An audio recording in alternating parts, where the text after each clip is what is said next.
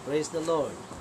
Sa John 15:5, kinakailangan natin ang Panginoong Jesus ay kaisa natin.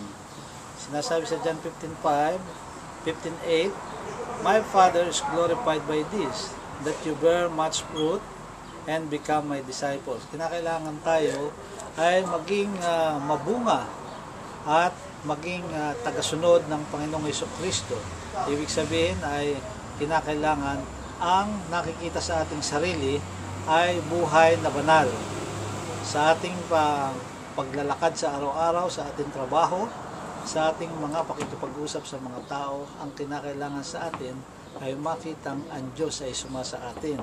At tayo ay nagsasalita ng mga salita ng Diyos upang maakit natin ang mga tao na madala natin sa Panginoong Jesucristo para sa kanilang kaligtasan.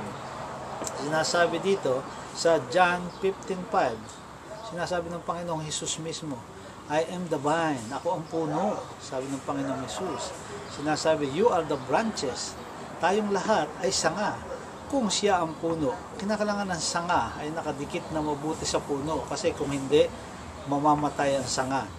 I am the vine, you are the branches. Those who abide in me, and I in them, bear much fruit, because apart from me, you cannot do anything. Nasabi ng Panginoong Jesus, kung hindi tayo nakadikit sa Kanya sa araw-araw na ating buhay, ay hindi tayo mamumunga ng bunga ng kaligtasan, kundi wala tayong magagawa dahil siya ay malayo sa atin. Ano ba ang mga benepisyo? Sinasabi sa John 15:7, If you abide in me and my word abide in you, ask for whatever you wish and it will be done for you. Sinasabi, kung ano daw ang ating kahilingan sa Panginoon Diyos, hilingin natin sa Kanya. At ito ay gagawin niya kung tayo ay sumasa Diyos araw-araw. Ibig sabihin, tayo nananalangin, tayo may panahon sa Diyos araw-araw, simula umaga hanggang gabi, kahit nasaan ka, ang ating kaisipan at ang ating mga gagawin, pagsasalita, ay naaayon sa kagustuhan ng Diyos. So, sinasabi sa John 15:16, You did not choose me, but I chose you. And I appointed you to go and bear much fruit that will last, so that the Father will give you whatever you ask Him in my name. Kung tayo nakadikit sa Kanya bilang sanga, sabi ng Panginoong Jesus, kahit anong hilingin daw natin sa Kanyang pangalan, anong pangalan?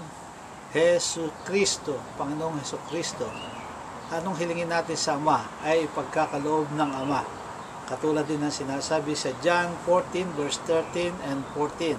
Sabi ng John 14 verse 13 and 14, kahit anong hilingin nyo ay gagawin ko, kahit anong gusto nyo sa aking pangalan, kung hingin nyo sa Ama, ay ipagkakaloob ko. Ano pang hinahanap natin sa buhay? Ito ang pangakong tiyak, sigurado. Ito ang pangako ng Diyos na magpapala sa atin dito sa lupa ng kasaganaan at mahabang buhay at buhay na walang hanggan sa Kanyang kaharian. Kaya nga, ang sinasabi dito, I am the vine. Siya ang puno. Kung siya ang puno, kinakailangan araw-araw hindi tayo matatanggal. Tayong mga sanga ay nakadikit lagi sa puno, sa Panginoong Jesus, ang Diyos at tagapagligtas. Wala nang iba. In Jesus' name, Amen.